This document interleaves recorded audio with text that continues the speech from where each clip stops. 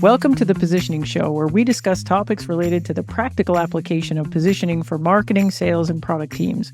I'm April Dunford, a consultant, author, and the world's leading expert on positioning for B2B technology companies. Hey, everybody. Welcome to another edition of the Positioning Show with me, April Dunford. Hey, I'm really excited for a guest that I have coming on today. Her name is Georgiana Laudi. I've known her for a long time, decades, I think. She's a lot like me. She's been around in tech for a very long time, worked inside companies for a long time. She was the vice president of marketing at a company called Unbounce. And now she runs her own thing. She's become an expert in customer experience mapping. So this is understanding the customer's journey, not so much from our perspective with MQLs and SQLs, but more from the perspective of the customers and the customer's own success metrics. She's now the founder and principal consultant at a consultancy called Forget the Funnel. They work with tech companies, a lot of companies that are product-led growth companies. So if you're like that, I think this might be a really interesting episode for you. And specifically, they're looking at how to better understand your customers so that you can improve outcomes. She's also the author of a book called Forget the Funnel. Hey, same title, so really easy to understand. But if you think this is an interesting topic and you dig what we're talking about today, I would recommend that you go and buy her book because I've read it and I think it's great. Anyways, I'm really happy to have her on the show, and let's get right into it. Gia, it's so good to have you on the show. We've been talking about this forever. To be here. Like, I'm glad we actually made this happen, because we keep saying, "Oh yeah, I'm going to have you on the podcast," and then I never do. I don't know why, because I'm an idiot. But now I'm not, because you're here. Yay! I'm so happy. I'm so happy to be here. So I'm gonna start with this super obvious question that you probably get like 9 million times. So like, your book is called Forget the Funnel, your company's called Forget the Funnel. Like, why they hate on the funnels, man? Like, what did the funnels do to you? Yeah. This is a question I get a lot, of course. It's kind of a point of intrigue. It's like, what do you mean, forget the funnel? Tell us about that. And then what? If not funnels, then what? Exactly. Yeah, okay. Exactly. So funnels are, do we swear on this podcast? Do whatever you want. Yeah, I know. I don't know what happens. I think they mark it explicit or something, and then people go, whoa, things are getting spicy over in positioning land. But yeah, swear away. Yeah. I just think they're really fundamentally very lazy and ineffective. So lazy because it flattens our view of the customer. It really doesn't give our team a whole lot to work with, especially when it comes to actually optimizing the customer's experience and trying to increase conversions or do a better job or scale, things like that. That's very hard to do when you think about your customers in such generic ways. And all these models sort of think about customers in a pretty generic way. There's no world where your customer interacts with your product exactly the same way as every other company that uses a funnel, right? Customers are, multifaceted, full sentient human beings. They have needs that differ from, even your competitors' products, let alone other products. So why would you use the same model to think about your relationship with your customers that everybody else does? Also, a big reason is that, this traditional funnel is it sort of leaves out the beginning and the end.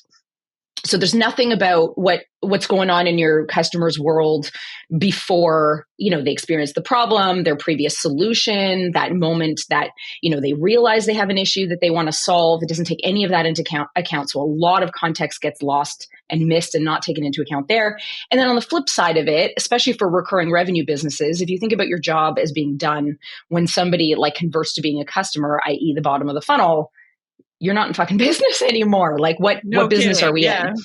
Right. So it's really lazy and just an ineffective tool overall. I think it's one of these things that it's one of these things that we kind of feel like we got to do it because we've always done it like that. When we talk about traditional funnel, I got to track, I got leads and they're converting to MQLs and those are converting to SQLs and whatever. I mean, that's the part that I can't stand. Yeah. Forget the funnel, man. So what do we do dead. Like, how do we, and I really love, there's two things that you said there that I really like. One, I really like this idea that, you know, we can map this funnel, but it doesn't necessarily help us optimize it. So this idea that I got this funnel, but it ain't real actionable, like that's actually a neat way to think about that. And then the other bit about saying, I don't know what happened before they got into this funnel. And then what do? They just plop out, which of course we don't anymore because everybody's on subscription. So, Yeah. so how do I solve those problems? Like what do I do instead? Yeah. I mean, there's a process that we talk about in the book. We call it customer-led growth, but the name doesn't really matter at all. But essentially it starts with really, more deeply understanding your customers, their relationship with you, and then operationalizing that understanding so that your team can make better decisions and optimize the experience and have a deeper understanding of not only their impact on your customers' lives, but also with their coworkers and adjacent teams, and how teams think about their impact on customers' lives and delivering value. So if you can do the customer research and understand that sort of journey that your customer takes with you from, again, before they know you exist, all the way through to expansion, more expanded and sophisticated ways of using your tool, potentially even referring other people to you.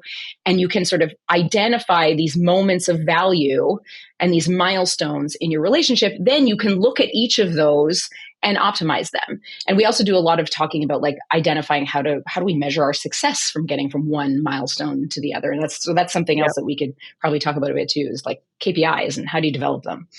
That's amazing. Yeah. Like, how do you, like, you've been doing this a long time now. How do you, so I'm a company and I'm listening to this thing. Like, how do I know I got a problem that you can solve? Like, because I can imagine some companies come to you and they're like, we got this all figured out, like we know this, or we don't know what we don't know. Like, how do I know I got a problem that this journey mapping stuff is going to fix? Is it really, I'm worried about how am I going to optimize this stuff and I'm worried about that? Or is there some other like clues where you're like, hey, you don't know enough about your customers. Like, we're going to need to go do some stuff. Yeah. So the typical things that we hear are, we know we don't know enough about our customers. So they know that there's some sort of blind spot. They don't know what they don't know, or there's a lack of alignment in the team. So like the leadership team knows there's somebody has one understanding and somebody else has another understanding. And oftentimes it's even more than just two different views of the ideal customer. There's multiple. And so that's a big problem. So they know that there are blind spots. They know that there's lack of alignment. And also they know they can be doing better than they are today. So one of the big sort of trigger moments for companies to reach out to us is like, our growth has stalled. It's like flattened or stalled, and it's become inconsistent. We had this steady sort of incline. We knew what we were doing. We knew what to expect. And then all of a sudden, they feel like the rug's sort of been pulled out from under them, and they don't really know why. And they know they can be doing better, either with their messaging, or oftentimes I wouldn't say everybody comes to us with this, like, we know we could be doing better with our customer onboarding, but I can tell you product onboarding and those first key moments of value inside your product, particularly for product-led companies, obviously, there's a lot of money sitting on the table there. And so some companies know that coming in, and others are just like, oh, we're not differentiated enough, or we don't know what messaging to lean into. We don't know why our customers choose us.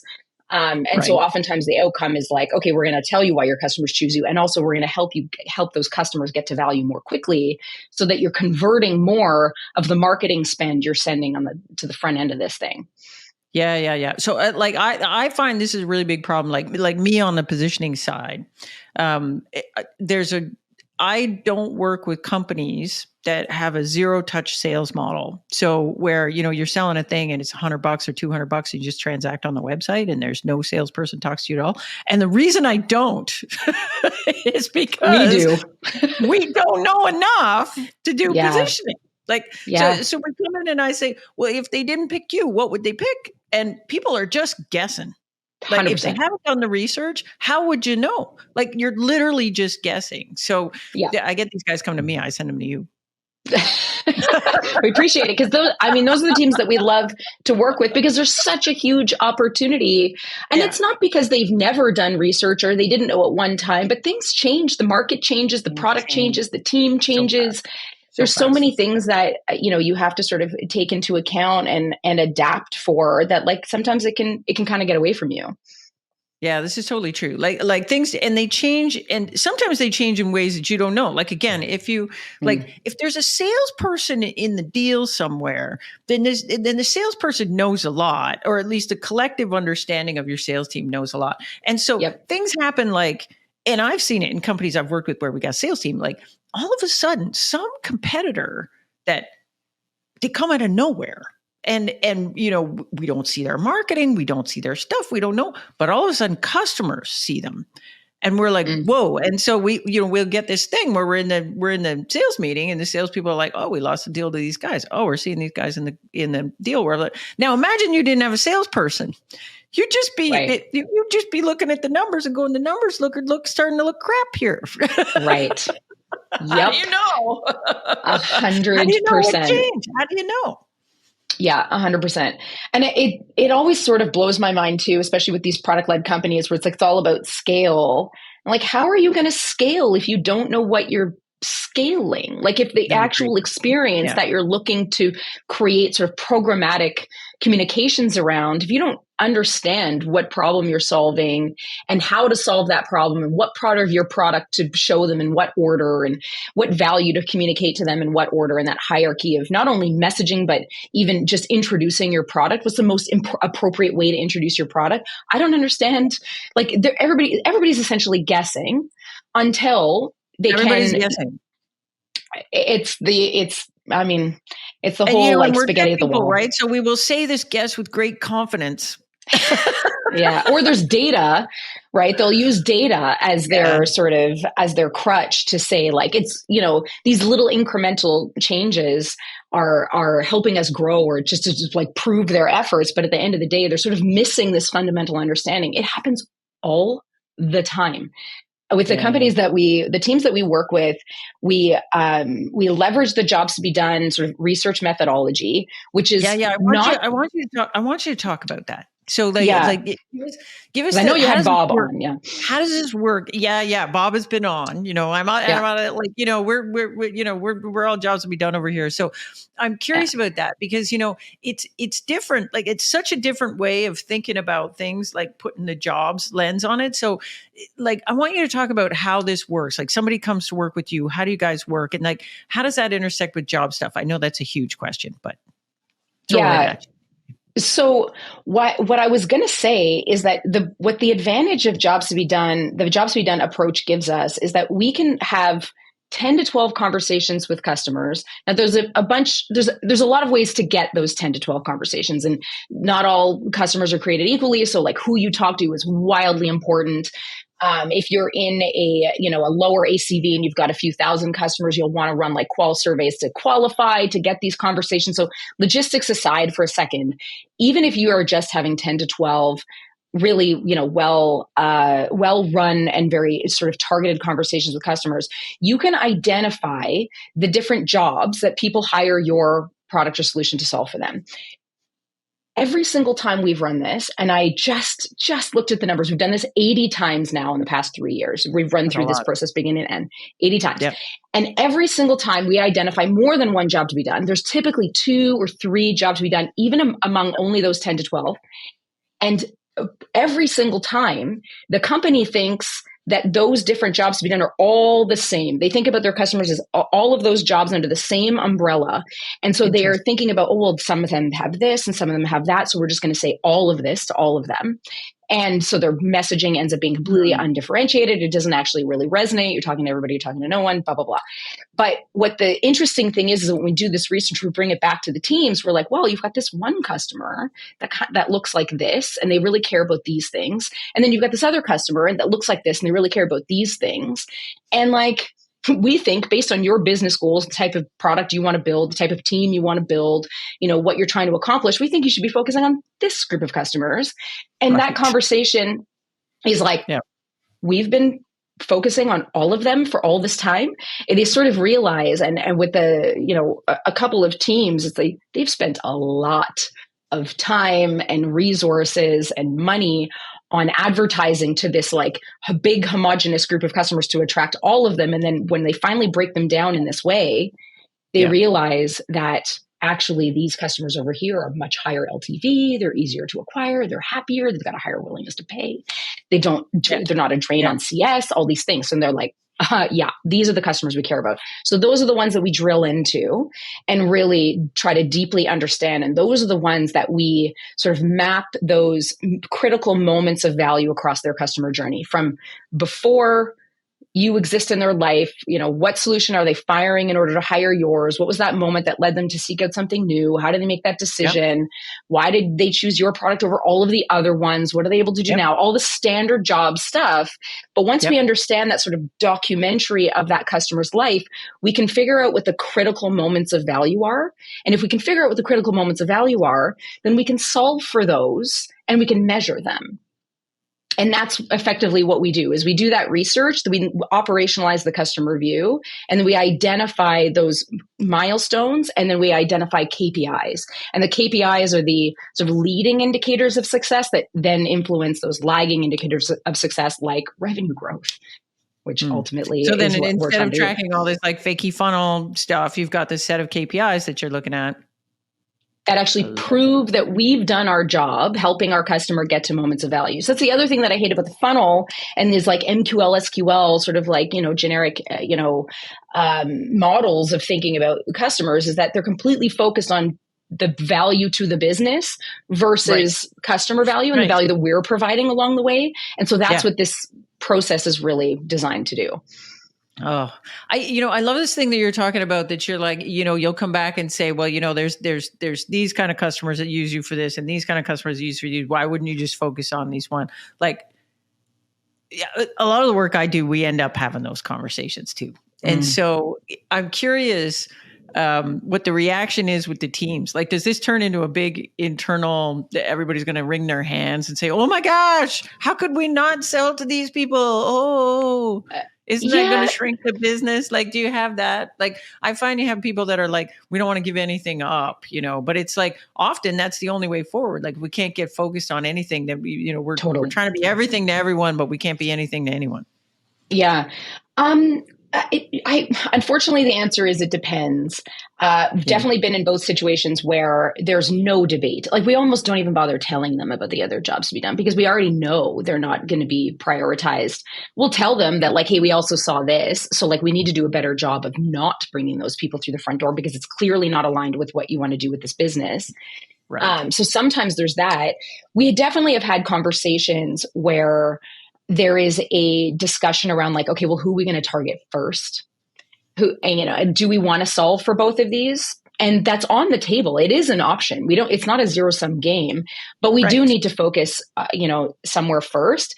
And generally in that situation, what we recommend is we try to, hone the sort of messaging around that ideal, that top priority job to be done. And then later what we do is we come back and we add another, some more assets, like an onboarding experience, maybe a page on the website that's dedicated to that lesser important job to be done. And we provide them with their own onboarding, where there will be like, messaging and an introduction of the product that makes more sense to them. So we actually tell them that you don't have to choose just one. You just got to start with one. Yeah. I love that. I do think that's a better way to think about it. Like, a lot of times, especially if they're a venture-backed company, they'll get very worried about, well, this looks too small and I can't go and tell my investors we're just focusing on the small thing. And it's like, look, your investors are thinking about where you're going to be in 10 years. We're not saying you're going to focus on the little thing forever. It's just, if I only have to close 10 deals this year, why wouldn't I just close the 10 easy ones? I'm worried about the harder guys next year, whatever. Yeah. Anyway, it's not very hard to convince, I have found, like PLG companies to focus on one over the other because they know that there are limited resources. They know that they want the experiences that they build to scale. And they know that the only way to actually effectively scale them is to focus and have really resonant messaging and high converting experiences. And so we've never been in a situation where they've said the opportunity is too small. They're all like, they see dollar signs more so than Good. the opposite. That's great. I was listening to you on somebody else's podcast, and and you were having this conversation about the kind of research you do in this customer journey stuff versus what we would traditionally in marketing call voice of customer. And I thought, oh man, let's talk about that. Because do you get people do they come in and say, what we really need is voice of the customer research, and you don't even actually know what they mean when they say that? Like, how do you think about the difference between the two things? I have never. No, probably it's because oh man, I have people telling me they got to do voice of customer first. So funny. I think I know why though. Like, whoa, are you from 1956? Woohoo! Exactly. So I think that might be why, right? I think the teams that we're generally talking to, not that they're young teams, but they're generally in a product-led situation or product-led sales where they're really thinking about increasing conversions and doing a better job of scaling their existing customer and product experience. So voice of customer is like, I've heard that term mentioned. I know it's probably important. I don't really know how to apply it. Do I care about voice of customer? Nobody really cares. And we actually did an episode about this on our podcast too, because I think that's this voice of customer is this like, what does that even mean? Right? There's like lowercase voice of customer. There's capitalized. Like what? So like, who cares? Who cares? We shouldn't mock it so much, but I mean, it's kind of one of those things that I think, there's a kernel of a great idea in there, and then it's surrounded with a bunch of bump. And so I do think there's some value in understanding how customers talk about stuff. And sometimes when people say voice of customer, that's what they mean, right? They're like, do they call this, do they refer to their customers as customers, or do they refer to their customers as clients or something else? There's some stuff in there that I think is potentially powerful for your messaging. Oh, huge. But it ain't the same thing. But I've also had people come back and say, we're doing this customer research, but what they're actually doing is this voice of customer stuff. And I'm like, I'm not sure how this helps you understand. That's the problem. So if voice of customer is void of anchoring in a goal, that's where I take a little bit of issue with it, right? Like if your goal for voice of customer is better understanding how do we position ourselves in the market, or how do we what language should we be using in our marketing campaigns, like literally in the marketing campaigns, then you will do a specific type of research to capture voice of customer for those who are in that situation. Right. And are in that context versus the voice of customer that you might lean into for someone, let's say like adding a team member into the product, or needing to, use your product in certain ways. Your voice of customer would be a little bit different depending on, is it an economic buyer? Is it a functional user? Whatever. So it's like voice of customer is great. It's super useful, but it needs to be grounded in a goal. It can't just be this like homogenous thing that's like this I even in our episode, I was like, there's just this like, there's very historical context for voice of customer. This concept of voice of customer has been around for decades. And so everybody's just sort of turned it into other things. But we don't get a lot of like, hey, we need our voice of customer from like product-led companies. Because they're like, just make this work. I get it from these big old school ones will come in and say we need. I also think it's kind of a consumer concept that has sort of crept over into B2B. Then there's a lot of stuff that the B2B people look at and go, why the heck would we do that? But it makes perfect sense on the consumer side. But I know nothing about consumer, so I can I'm like, maybe that's a consumer thing. I mean, one of the things that we produce when we work with customers is literally called a voice of customer brief. Does anybody ask us for it? No, they don't ask us for it, but we have to put it together. Like it's part of our process to take those conversations and parse it through the lens of the jobs to be done. And we lean on voice of customer to parse that meaning. And then we've got this document that we can then use to do multiple things with. We can go and map the customer experience. We can also go and produce a messaging strategy for them based on that voice of customer. So we love voice of customer. We're big fans, but it's just not like nobody shows up asking us for voice of customer. They just want results. They want to improve their results and help their team, basically. So Yeah. So here's the, we're getting near the end of our time together, but I got one I want to ask you because everybody asks me this and I'm like, why do I get this question? But it's like, we can't avoid this question right now. So if I want to do this stuff, this customer journey mapping stuff, and there are probably people out there listening to you saying, can't we just do this with the AI, man? Do you really get this question that often? All the time. They're like, why can't we do this with the AI? And so the AI, can you like perceive a way, like, can I, because a lot of these tech companies, if they got a lot of customers and a lot of data, they think they can sort of analyze the data out of, to figure this stuff out. Is there a way that AI can help us do this? Is there a piece of this that AI can help us with? Is there anything good here that we could do with AI? You got any bright ideas? Nobody asks you that question. I get it all the time. I've been asked that question, but I don't get asked that question from like the founders that get in touch with us. They're not asking us about AI. They're just like, we need somebody to figure this out for us. I don't care what tools you use. Just like get us to the right answer. Like that's the right answer right there. I don't care what tools you use. Exactly. So, but to actually answer the question, I would be very nervous if you are a founder and you've got a product marketer or a head of growth or whatever that's saying like, I'm going to do some scraping of the internet for some voice of customer and I'm going to have AI analyze it. And that's going to be our messaging strategy. Run. That is so scary to me because the bets that people are making on these outputs are really high stakes. That's what makes me nervous is I've heard people, I can parse this transcript of a sales call or, this, social forum or whatever, these conversations. And they actually think that that's meaning and it's not, it's just words and, words have to actually be interpreted and have to have meaning. And so if you're relying on AI to pull meaning out of a conversation, that is what is scary to me. That said, after you understand and have that meaning, generally in our experience, it requires a human being to actually understand energy and anxiety and like things that an AI would never be able to understand. Once a human can understand, and again, like leaning back on jobs to be done, can think about the customers through that lens, then sure, have at it. Like as long as that foundational understanding is there, data, way more meaningful, leveraging tools like AI, way more meaningful, but it's the foundational understanding that we find is like pretty well 9 times out of 10 missing. And that's the piece that like you cannot skip. Like you've got to actually do the work and then leverage all the tools you want, but you have to understand what you're actually doing. And that's, I think, what is missing. Yeah.